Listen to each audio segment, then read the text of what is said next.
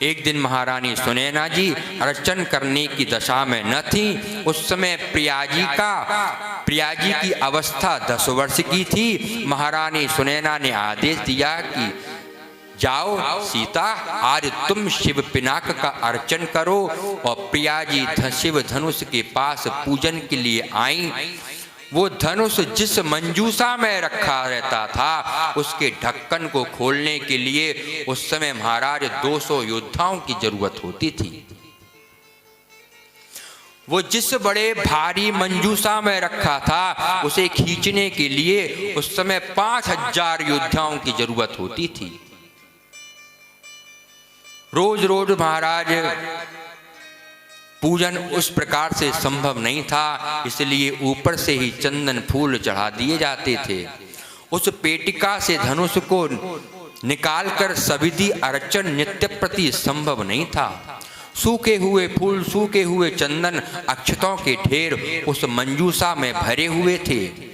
और प्रिया जी को भगवान रुद्र के इस दिव्य पिनाक का ये उपेक्षा पूर्ण अर्चन रुचिकर नहीं लगा। उन्होंने दास दासियों को आज्ञा दी कि जाओ षोडशोपचार विधि पूजन का सामान लेकर आओ। और दास दासियों को जब षोडशोपचार विधि पूजन का सामान लेकर आई, तो महाराज प्रिया जी ने एक ही हाथ से उस मंजूषा के ढक्कन को खोल दिया।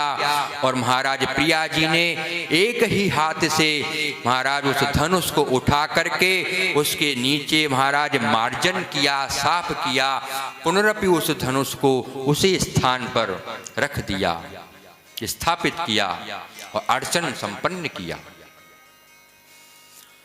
महाराज दासियों के तो आश्चर्य की सीमा न रही। दौड़ती हुई विदेरा जनक के पास जा पहुंची। महाराज, आपकी अयोनिज पुत्री ने शिव पिनाक को एक ही हाथ से उठा लिया है। महाराज जनक को जैसे ही महाराज यह सूचना मिली, उनके आनंद की सीमा न रही।